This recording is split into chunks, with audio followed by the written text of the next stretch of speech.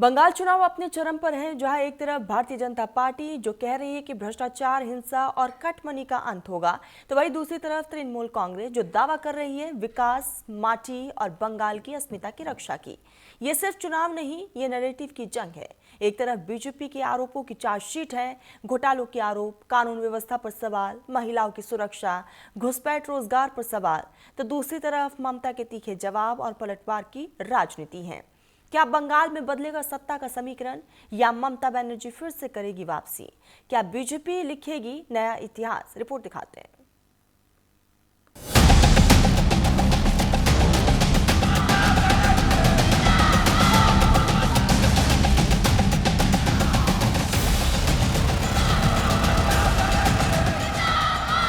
इस बार बंगाल में सवाल सिर्फ चुनाव का नहीं, बंगाल की सियासत के भविष्य का है।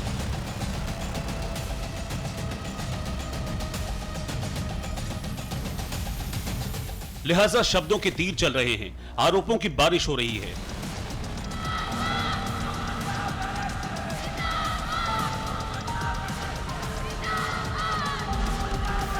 पश्चिम बंगाल के मुर्शिदाबाद में रामनवमी शोभा यात्रा के दौरान हिंसा और जमकर पथराव पर सियासी बवाल मचा है।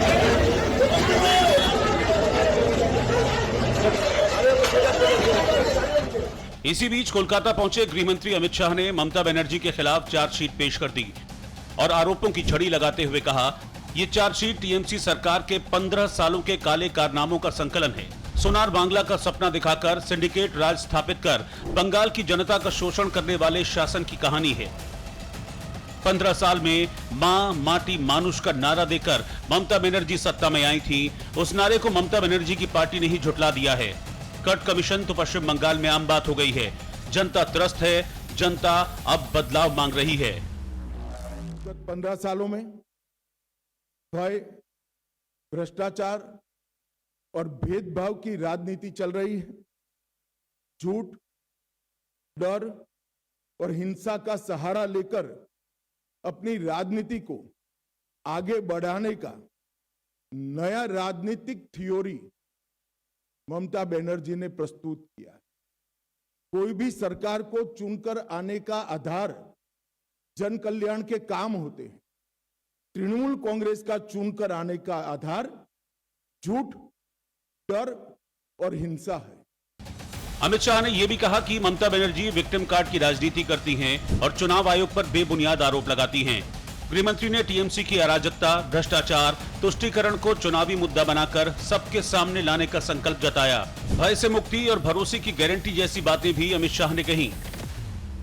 ममता दीदी ने हमेशा विक्टिम कार्ड का पॉलिटिक्स खेला है।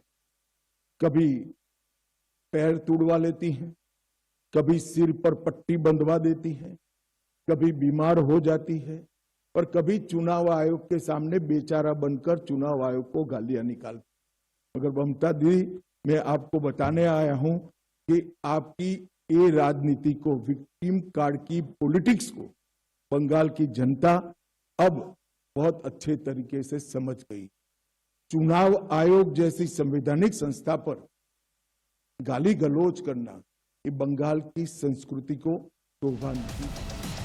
बीजेपी जहां टीएमसी को भ्रष्टाचार, तुष्टीकरण और अराजकता करार दे रही है, वहीं टीएमसी बीजेपी को बंगाल की संस्कृति और पहचान पर हमला बता रही है। अगर यह बांग्लादेशी थे तो तुमने एक भी नाम क्यों नहीं बताया कि तुमने बांग्लादेशी पकड़ा है? तुम महाराष्ट्र गए, तुमने महाराष्ट्र में कहा बांग्लादेशी घुसपैठिए घुसपैठिए घुसपैठिए को निकालेंगे, एक घुसपैठिया नहीं मिला। तुम हरियाणा के चुनाव में गए, तुमने कहा घुसपैठिया घुसपैठिया घुसपैठिया घुसपैठिया नहीं निकाला, एक भी पता नहीं लगा।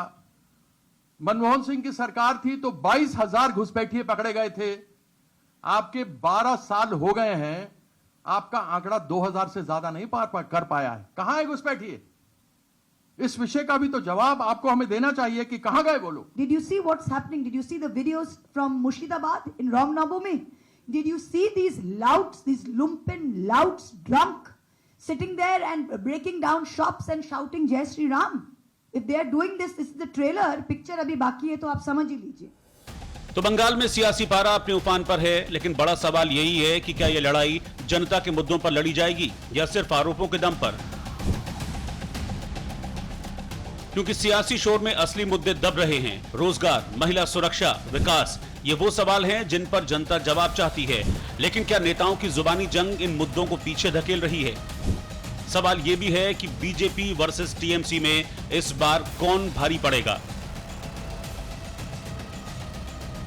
जो खुद एक मर्डर केस का आसामी था, वो क्या चार्जशीट देंगे? भाजपा का खिलाफ चार्जशीट तो बंगाल का जनता बना चुका है। और वो इलेक्शन के बाद, अमित शाह जी इलेक्शन का बाद यहाँ पर आने से उनका मुंह दिखाने का लायक रहेंगे? तो वो क्या हो रहा है? लक्ष्मण का एक रेखा होता है जिसको लक्ष्मण का गंडी बोलता है। सीता देवी को कहा गया था आप लक्ष्मण गंडी पार मत करो। BJP is crossing all the limits. First supplementary list কোথায় গেল? নরেন বলল 1 কোটি, আমি বলবো ওটা বলেছিল 1,20,00,000, আর আমি মিলিয়ে দিচ্ছি সংখ্যাটা। প্রথমেই 58 লক্ষ বাদ হয়েছে, মানে প্রায় 60। সেটা খোলাই হয়নি। তারপর 60 লক্ষ লজিস্টিক্যাল ডিসক্রিপেন্সি, মানে কি? आज बीजेपी वाले हमें बोल रहे हैं कि भाई लाइन में लग के अपना इंडियन बनने का सबूत दो। कल कहेंगे भाई इस रंग का कपड़ा पहनो, इस रंग का पैंट पहनो, इससे बात करो, ये खाना खाओ, घर में इसको रखो, घर में बाहर जाके इससे मिलो, इससे ना मिलो। भाई ये देश किसी का पिताजी का है क्या? किसी का बाप का है क्या? किराएदार है सरकार। कोई भी सरकार हो, केंद्र की सरकार, प्रदेश की सरकार, आप दोनों याद रखिए, कोई भी सरकार हो, सरकार हमेशा किराएदार होता है, मालिक होता है जनता। किराएदार है, जाति मकान थोड़ी है। किराएदार है,